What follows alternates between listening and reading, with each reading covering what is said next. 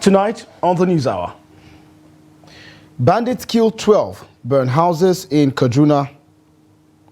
Nigerians decry soaring inflation as staple foods become unaffordable for many households.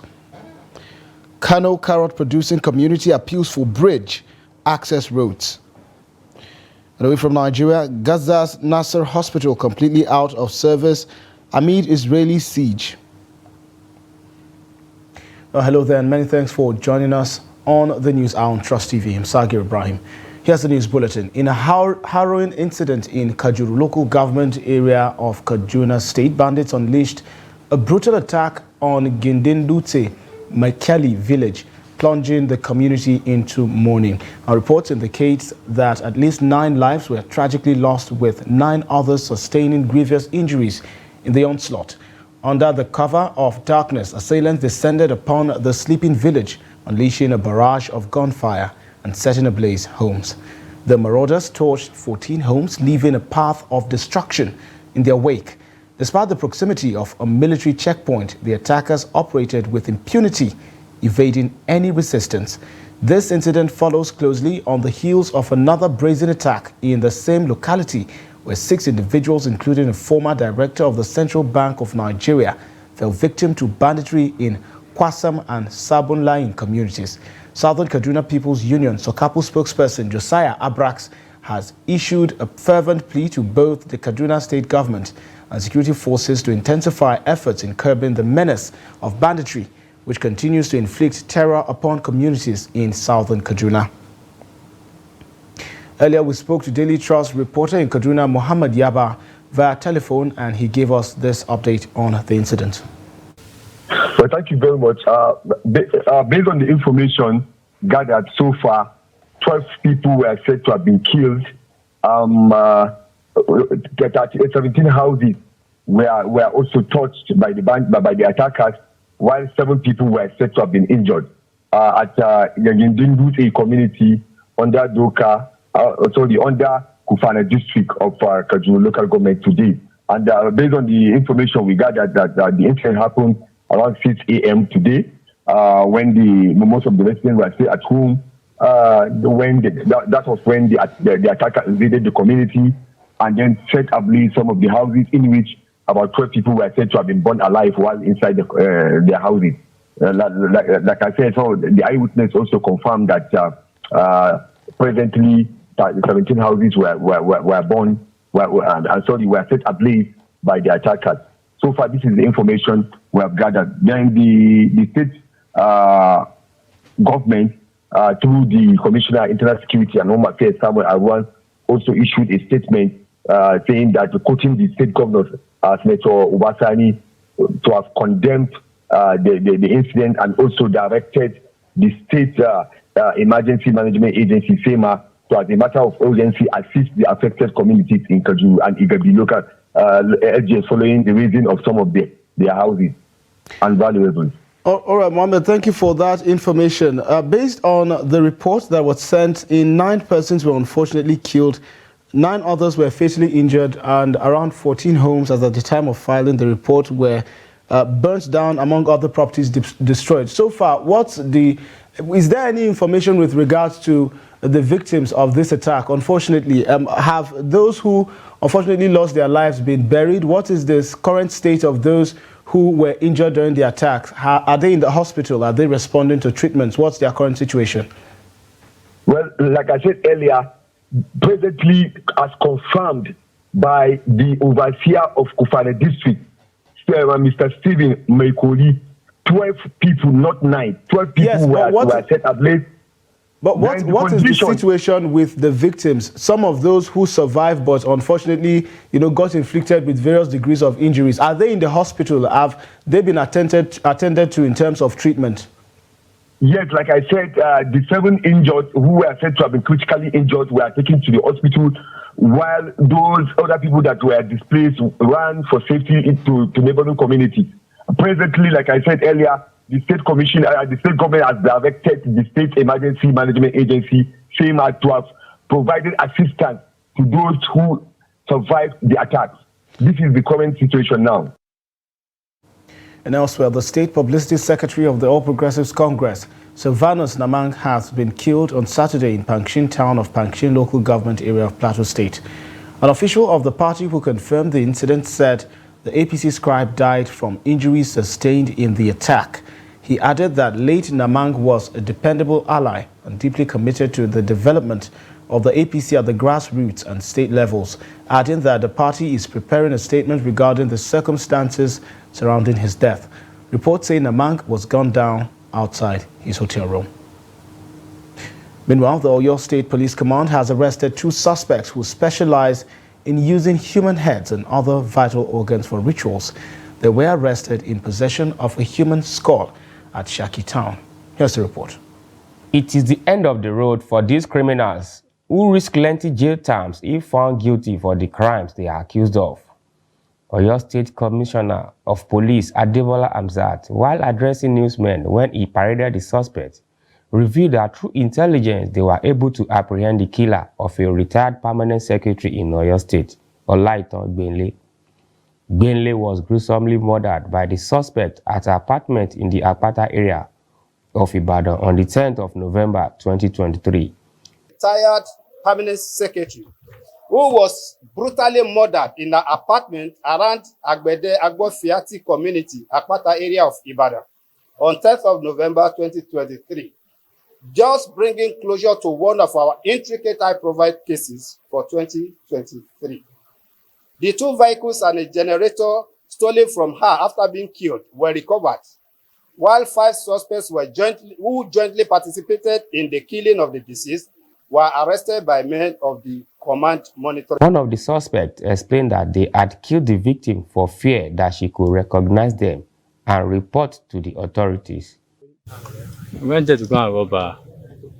So after we rob her, because he knows the person that took us there and the security has seen the person, that is why. The person that took you there, how did the person get the information? Who is the person?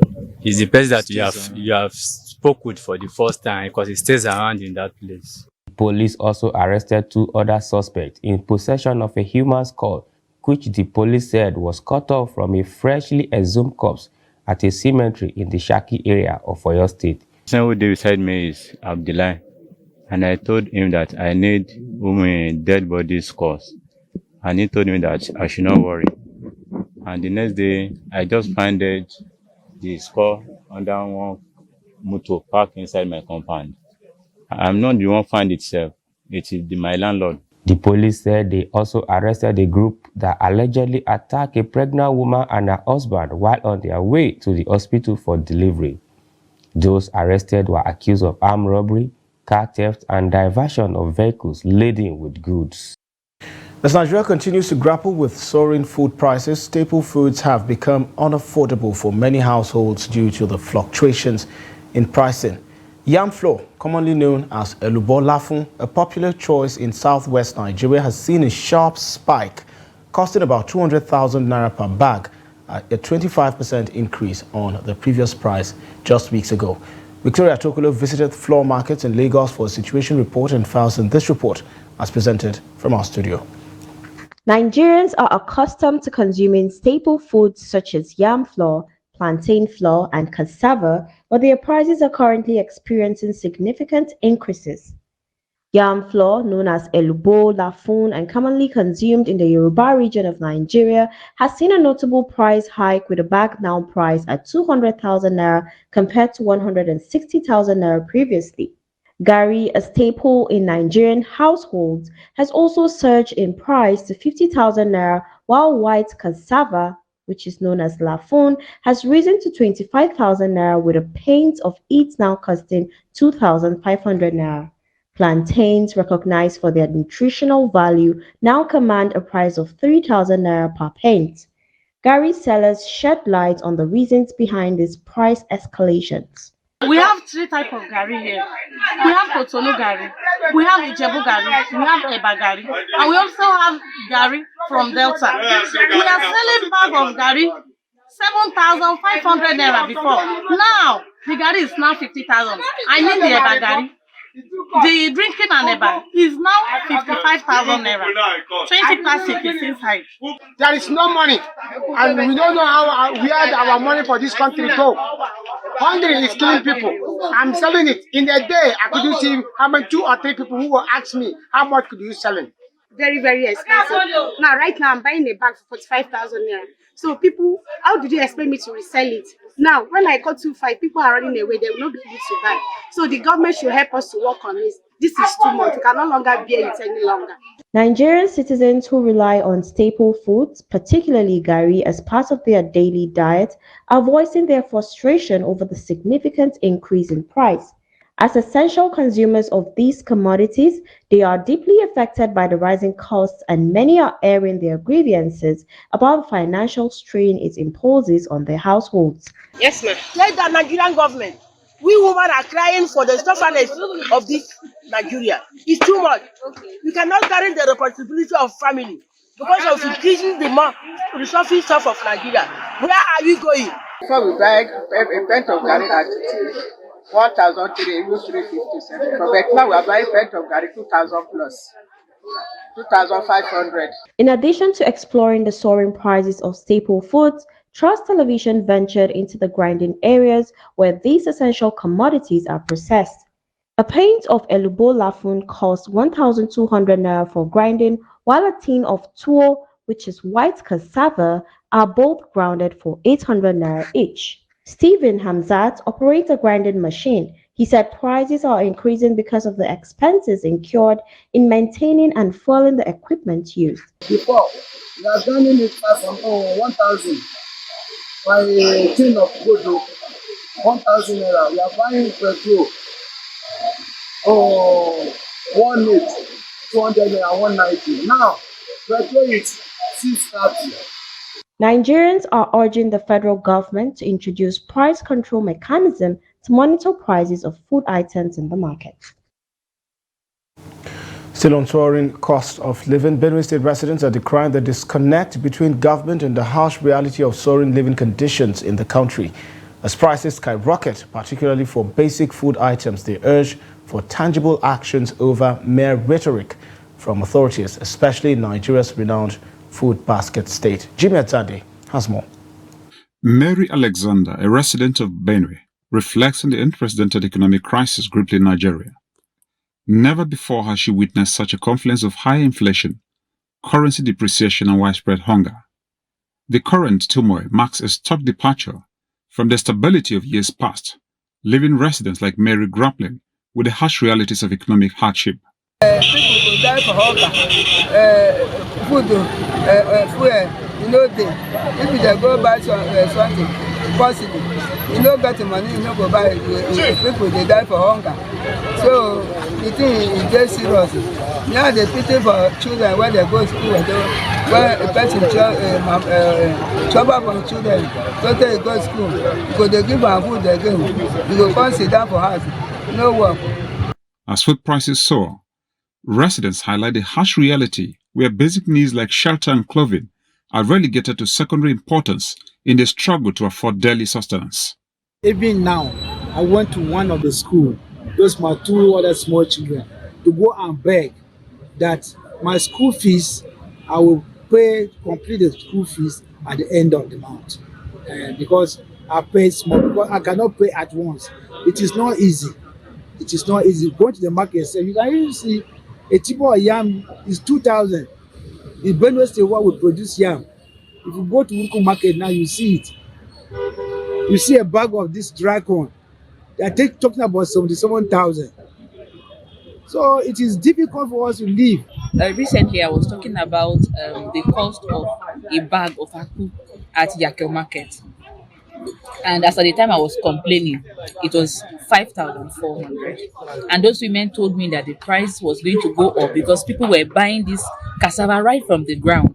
And as at the last time I spoke with my mother last week, she told me that it was 8,000. And this is very painful because people's sources of income have not changed like in the last 4 or 5 years. So it is what people were using to fend for themselves, let's say in 2020, that they are using to fend for themselves with the current budget in 2024. The prevailing economic hardships have prompted many family breadwinners to abandon or cut down their responsibilities, leading to concerns among analysts of a looming humanitarian crisis if left unchecked. How do we survive it? How do families survive?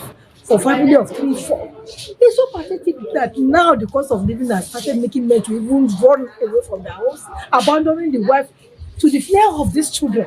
And one painful thing is that how can a mother who does not have enough resources, who has somebody to back her up as a husband, wants a way and leave her with responsibilities? One, we have abandoned children, we have soldiers on the streets, we have mother hawking over, mother going to be and things, yet they go to village where they can't buy things. In Benue State, residents are hoping for quick government intervention to alleviate their sufferings. Jimmy Azande, Trust TV News, Makurdi.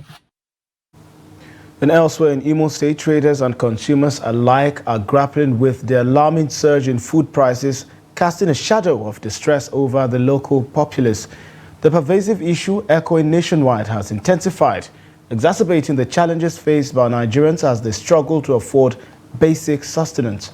As prices skyrocket, the burden of household grows heavier, with many now confronting the stark reality of food insecurity. Trust TV's Ajibade Praise filed this report.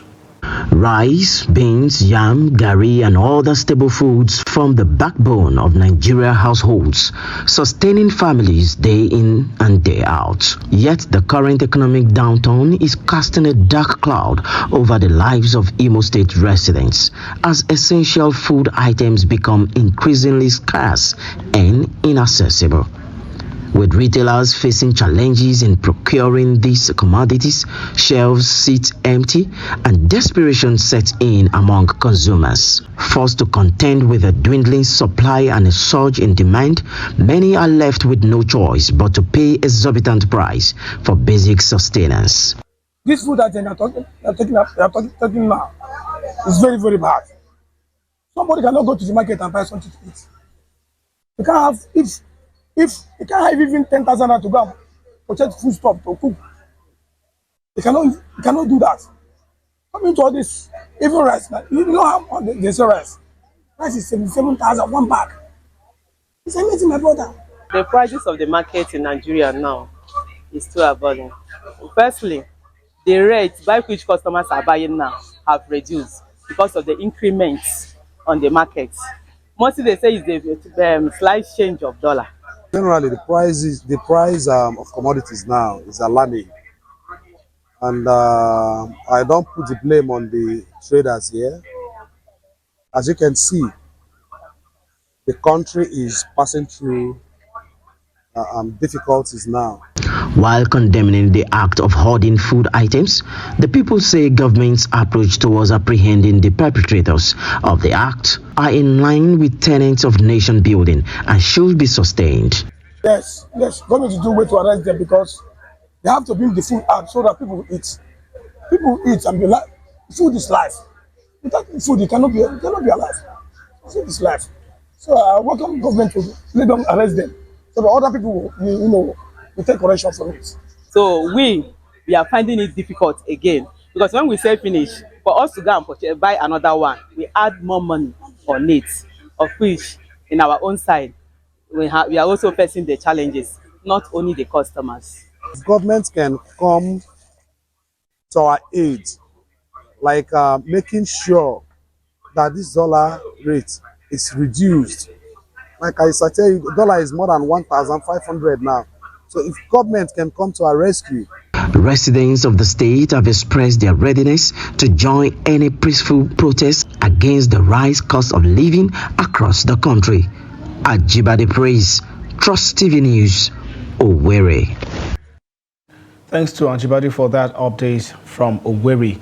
Also, the African Development Bank has sounded a warning bell, cautioning that Nigeria, Ethiopia, Angola and Kenya are at risk of social unrest due to the escalating prices of fuel and other essential commodities.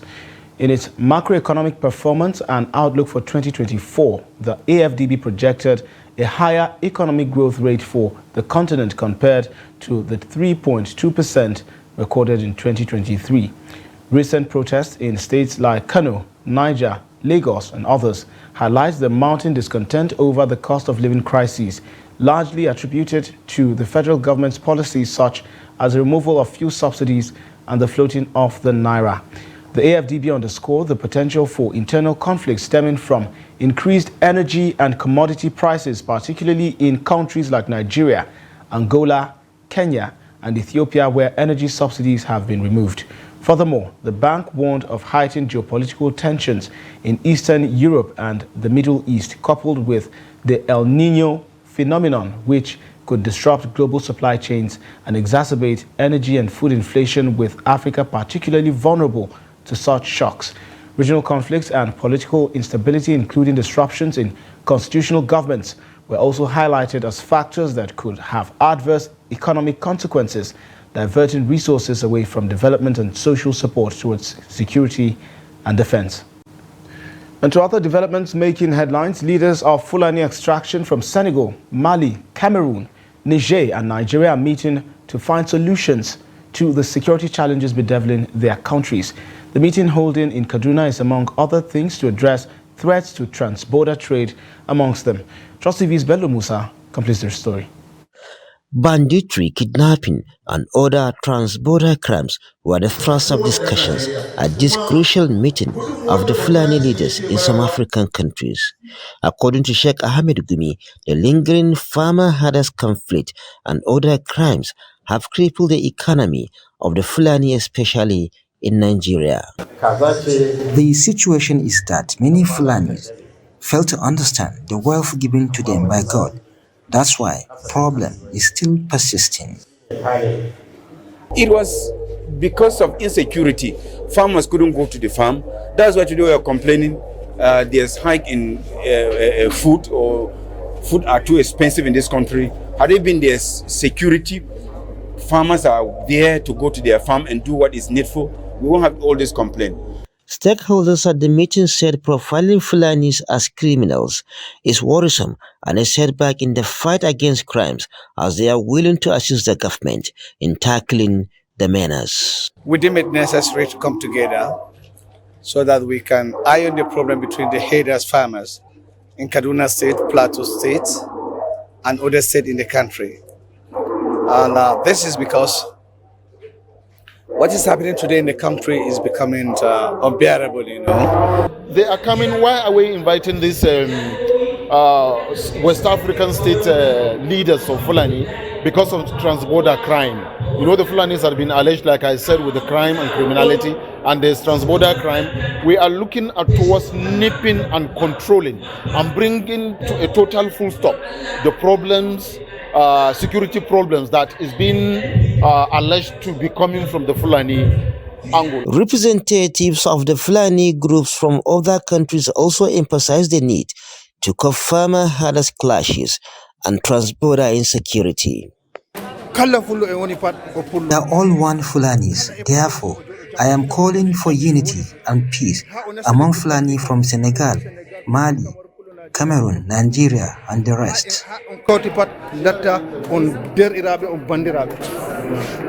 Fulanis in West Africa are of the same root, as we are facing different security challenges. I call on the Fulanis to be peaceful and also remain in one place so they can build their houses and enroll their children in school. That's the only solutions to our problems.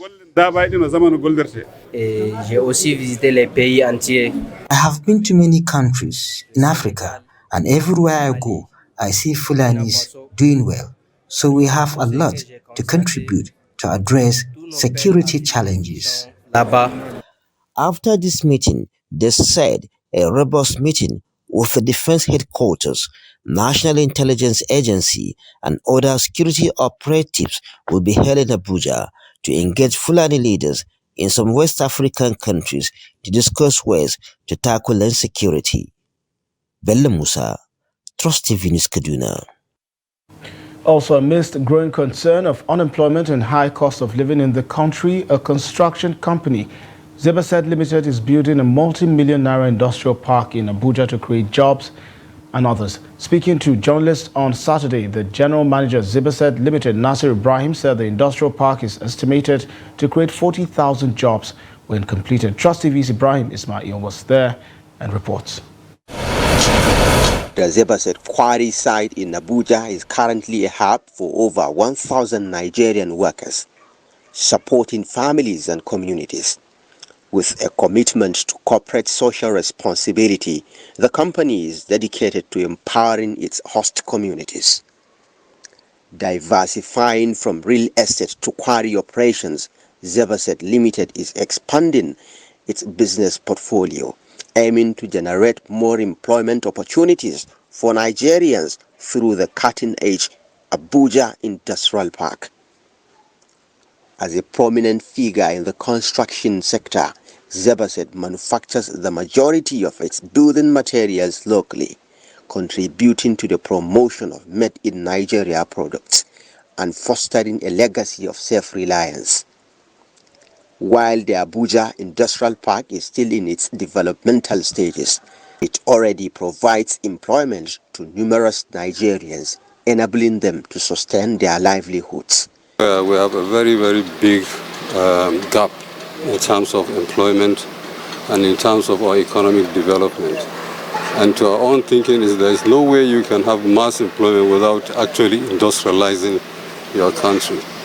And this is the reason why we thought of really creating an industrial park to attract at least 200 other small and medium scale industries, which will generate, jobs for Nigerians, and we have just have an visit of about 40,000 people who work in the industrial park. The Abuja Industrial Park, which is at 45% completion, covers 245 hectares of land. The mega project has two divisions, the industrial zone and a free trade zone. These two segments of the industrial park is meant for local and foreign investors to operate factories that will produce goods in a quest to promote domestic productivity and discourage importation. Well, already now we have started talking to a lot of chambers of commerce, and we are talking with our UK counterparts and the Turkish counterparts. We are going to attract them. We are beginning to get some feelers from Siemens, from collaborators like NASCO Foods, who are also coming to show their interest to participate. We have a series of other, and also from the government we are getting some lists of people who are trying to come and start their own industry. And by the grace of God, we will really have to expand that very soon. For the Abuja Industrial Park to thrive, it's evident that the project requires a well-constructed access road. This infrastructure is crucial for the efficient transportation of heavy equipment and machinery to the site, ensuring seamless operations. Moreover, the development of a robust road network will not only support the industrial park, but also stimulate economic growth in Abuja. This in turn will lead to the creation of numerous job opportunities across various sectors, bolstering the local economy. Ibrahim Ismail, Trust TV News, Abuja. You're watching the news hour on Trust TV. Coming up shortly, Nigerians link failing leadership to waning patriotism. Stick around for more news making the headlines. Join us again. Welcome back. If you're just joining, this is the news hour on Trust TV. Here's a recap of the headlines again. Bandits kill 12, burn houses in Kaduna. Nigerians decry soaring inflation as staple foods become unaffordable for many households. And to other stories now, customs officials on Sunday blocked trucks loaded with grains at Shergali village of Duti local government area from gaining access to Adwa International Market in Katsina State.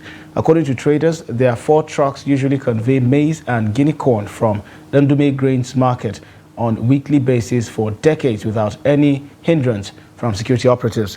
It was, however, alleged that the customs officials had suspected that the traders were transporting the commodities to markets in the neighboring Niger Republic. Traders in a chat with Trust TV News denied the allegation, insisting that their destination was May Adwa Market in Katsina State. With the intervention of the divisional police officer in Duty local government, both the traders and the customs officials agreed to convey the grains to the local government headquarters, few kilometers away from Shargale village.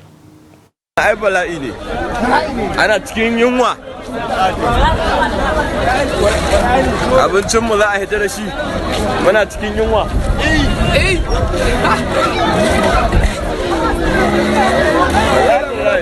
Dole ne mu daura su gani. Wallahi tallahi. Ana kasa babu abinci ga abinci na motoci ana hita da shi.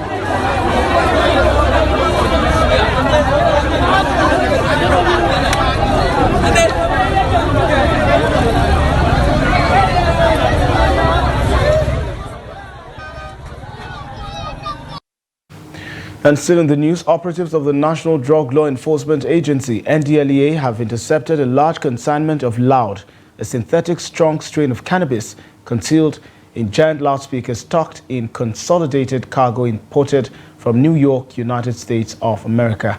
A statement by the Director of Media and Advocacy, NDLEA, Femi Babafemi, said when the giant wooden boxes dressed as sound speakers seized by NDLEA officers at the narco import shed of the Lagos airport were opened, the sound boxes were stuffed with 60 bags of the expensive but highly sought-after psychoactive substance, loud, weighing 33.5 kilograms. According to Femi, at least 3 suspects, a freight agent, Akim Afiz, logistics company manager, Babalola Ayodeji Boyega, and the receiver of the consignment, Taiwo Olusegun Anuluakpo, have been arrested in follow-up operations between Thursday 15th and February 16th, February 2024.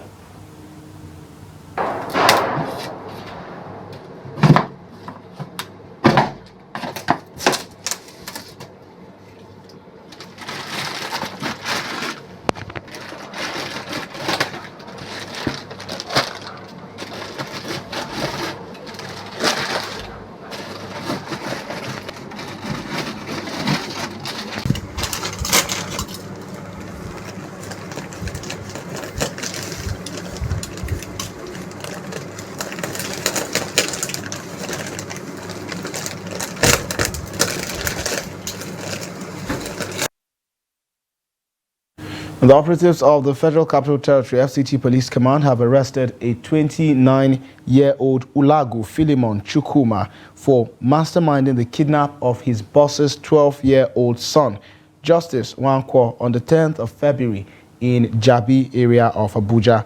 Philemon, a domestic worker who serves as a chef to the Nwankwo family, was arrested by officers of the Utako Police Divisional Headquarters that were following up on investigations to rescue the abducted boy and also to arrest the perpetrators. Investigations by the police revealed that the principal suspect, who has since confessed to the crime, conspired with one McDonald Arinze, currently at large, to commit the crime. The suspects had earlier forcefully obtained a cash sum of 3,900,000 naira ransom from the victim's father. According to the FCT Police Command, the arm of the law, however, caught up with the criminals following intensified efforts by the force. The boy has been rescued and hurt and returned with his parents, while the cash sum earlier extorted was equally recovered. The Commissioner of Police, FCT, Benneth Igwe, said while efforts are being made to arrest the suspects at large, he encouraged residents to involve the police in the profiling of their domestic workers. And residents of Daba community in Dawakinkudu local government area of Kano State have appealed to the state and local government to construct a bridge that will connect the area with other communities in the locality. A river passing through the village has cut off the community from neighbors, subjecting residents to untold hardship as they go about their daily movement. Salim Ibrahim visited the carrot farming community recently and filed this report. A passing river covering a large landmass through the road that links the village with its neighbors has cut off activities, subjecting the residents to untold hardship as they go about their daily movement. The people of Daba are largely farmers, producing perishable food items and grains. But the main farming item is carrot, which is produced in a very large quantity. the lack of a good access road remains a major concern for the people of the area. They are not smiling as they keep hope alive, praying that one day their suffering will come to pass. Speaking of the situation, a farmer and resident of Daba, Manya Dang Ali, said they faced a series of problems, more especially when they harvest their farm products and want to take it to the market. We face a lot of problems when we harvest carrots or onions and we want to take them out to the market. We have to go through Bunkuri, Goma and other communities before we arrive at Zaria Road through Rano local government area. If you come back through this side from Baradei, Yadia, Kumuria and Garanga, before you take out your goods, you travel about 50 kilometers. Secondly, the roads alone are not good. Most of the times, the drivers transporting the goods will have to come to us, collect or buy sacks, fill them with sand to go and patch the roads.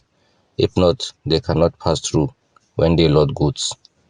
Also speaking, Sarkin Ruwa Dabar Kwari, in charge of the canoe business, lamented over the poor condition of the canoes and the challenges associated with the business of conveying passengers to and from Daba and across. Talking about the river, it connects so many communities that everyone will have to pass through. And when there are not enough canoes, that's another trouble.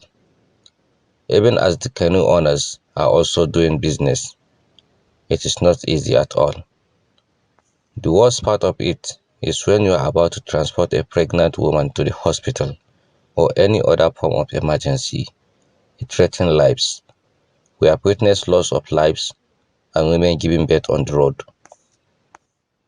He explained that the problem persists, especially during the rainy season, as crossing the river becomes a big challenge, posing threat to livelihoods, properties, as well as halting economic development in the area. Aside from the challenges and trouble of crossing the river, the situation has given birth to a new business opportunity for commercial motorcycle riders who camp a few meters away from the river to convey passengers to the neighboring communities. However, they said, despite it being their source of income, they don't enjoy the situation as it affects them all, including families and relatives. Salim Umar Ibrahim, reporting for Trust TV. And from the northwest to the northeast, residents of Jalingo, the Taraba state capital, have decried the indiscriminate dumping of refuse and drainages on waterways in the city. They described the practice as unpatriotic and called on government to address the menace in order to avert a disease outbreak in the area. Here's the report. In the early days of this administration, the Taraba state government employed over 400 citizens and charged them to ensure that the streets and waterways are properly cleaned. However, the directives was only implemented for a few months due to non-payment of salaries for more than 6 months. This has led to a return to what was obtainable prior to the appointment, where filth and dirt dot the entire city. Important of it is, more especially this leather something. You know, people using in putting their property when they go to market and they buy their product. But the difficult part of it is, after using it for some time, they drop them anyhow. By throwing them anyhow, it causes hazard. It is caused a disaster to the environment. Quite okay. We normally pack the waterways because it's our duty. It is the front of our shops. But at times during the rainy season, when water is passing through the gutter, it normally bring dustbin from nowhere and come and dump.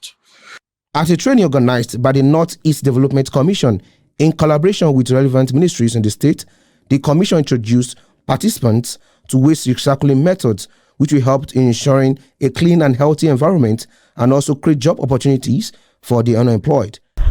Capacity building, enhancing the skills and capabilities of participants to implement effective climate change solutions.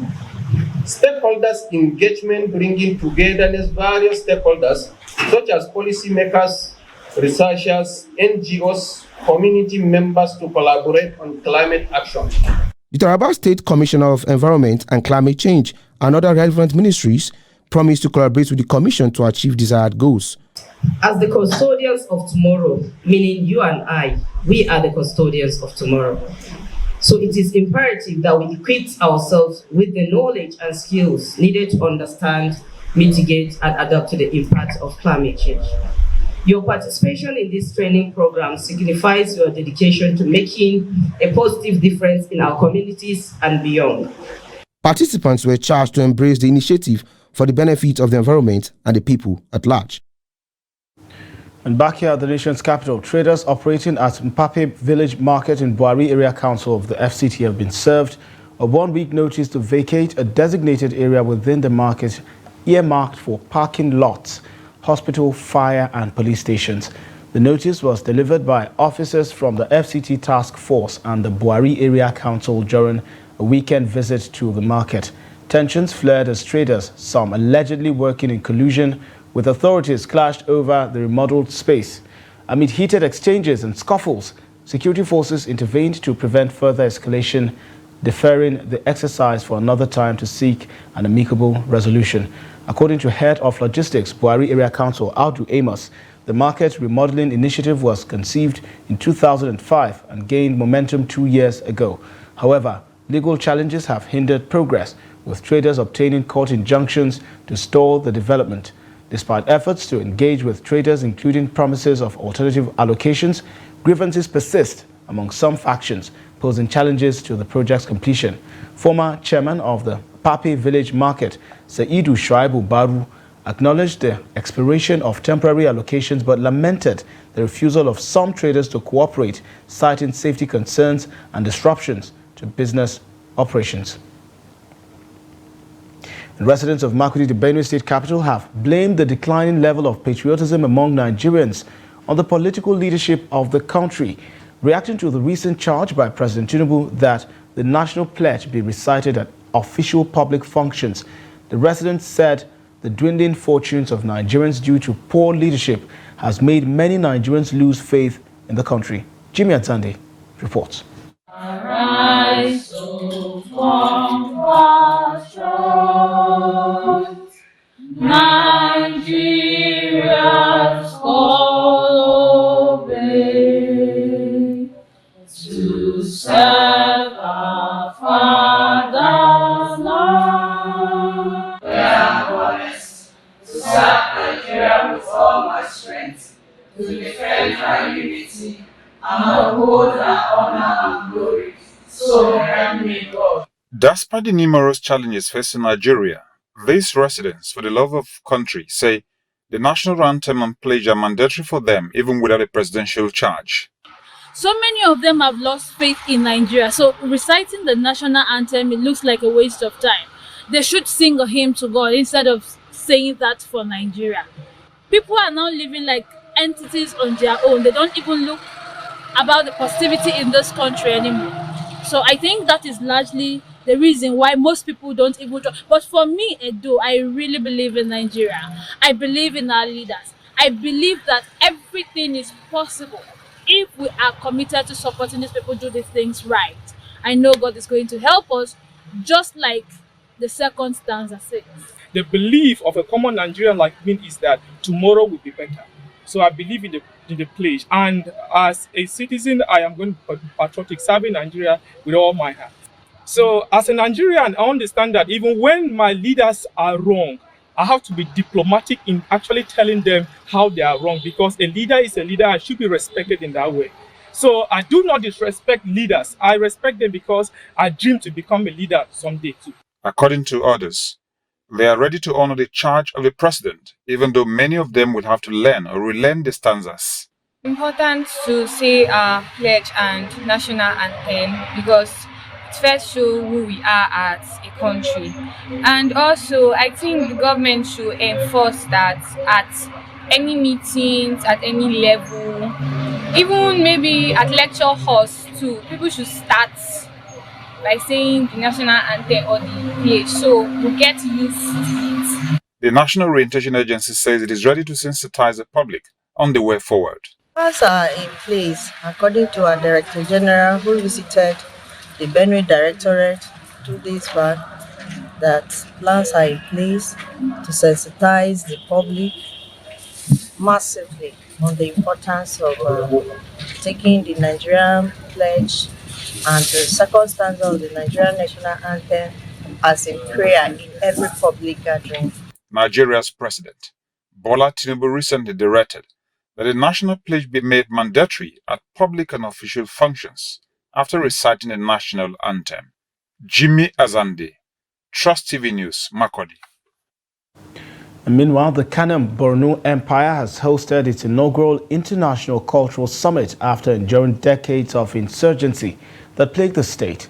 The event showcased captivating performances drawing attendees from across Africa, including Ghana, Sudan, Cameroon, Chad, Niger, and beyond. Trust TV's Bitrus Kuruti captured the vibrant festivities at Ramat Square. Let's take a closer look. The festivities of the Kano-Borno Empire commenced at the Shehu's Palace with exhilarating horse races featuring warriors and royals from the Kanuri tribe, captivating thousands of onlookers. The Borno Cultural Summit serves as a platform to unite Kanuri people worldwide, fostering peace, establishing economic and trade connections, and preserving cultural heritage.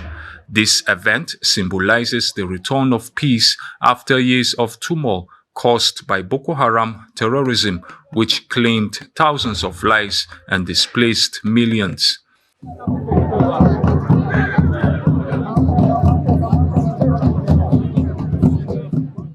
Today, Maiduguri's Ramat Square became the epicenter of the inaugural International Daba Festival, with the Shehu of Borno leading the ceremonial procession. Other royal families followed suit, paying homage to the chief and esteemed guests.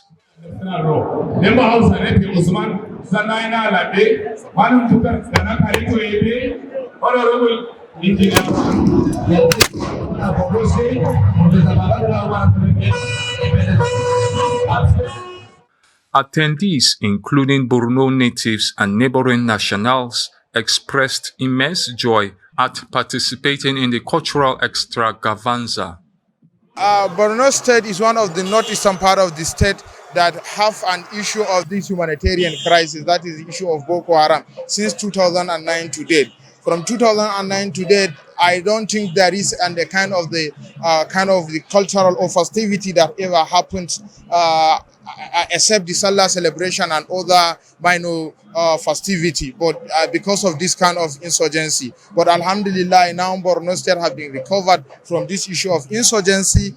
A lot of activities we are hoping to hold. This is one of the international ever happened of the summit that happened in the Nigeria or in Borno State.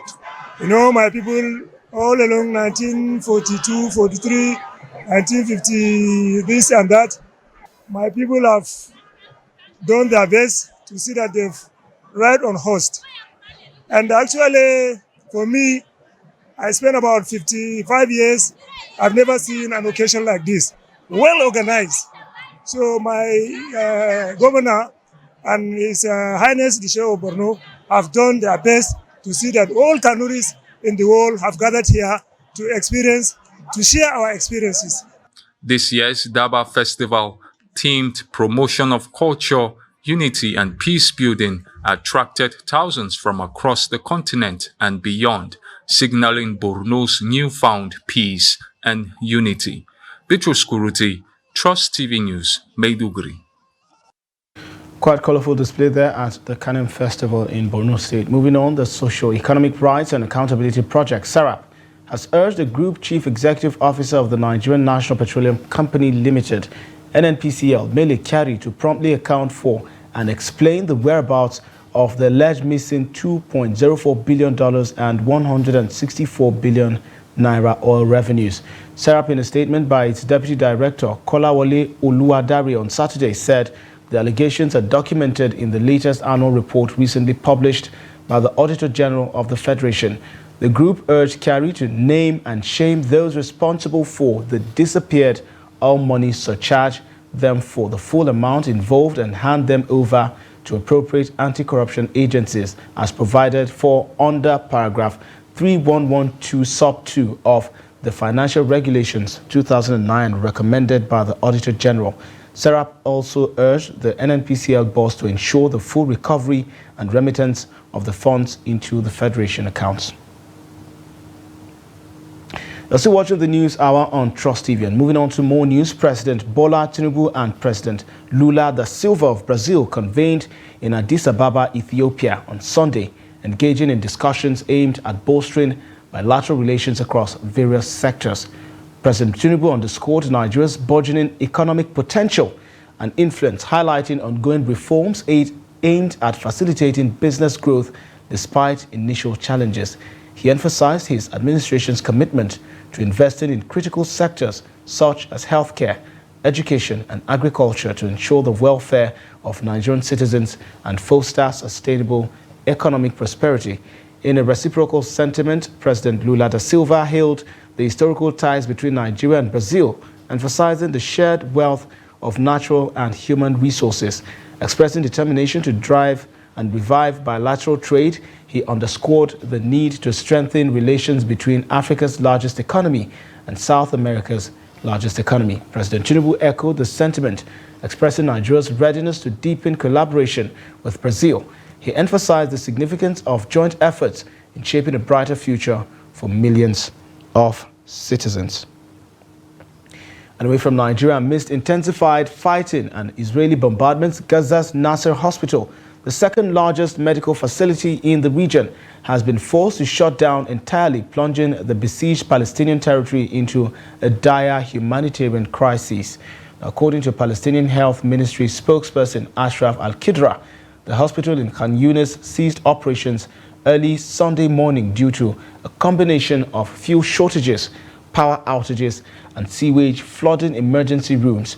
The situation has left medical staff unable to provide critical care, particularly to intensive care patients and those with war-related injuries. While Gaza's hospitals already stretched beyond capacity, the closure of Naser Hospital further exacerbates the region's healthcare woes.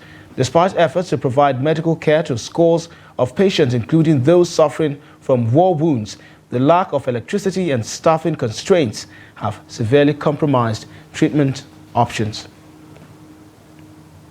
And Thailand's convicted former Prime Minister Thaksin Shinawatra has arrived at his mansion in the capital, Bangkok, after being released on parole.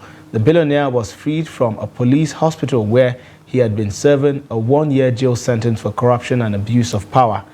Thaksin, a 74-year-old, was detained as soon as he returned to Thailand last August from 15 years in self-imposed exile.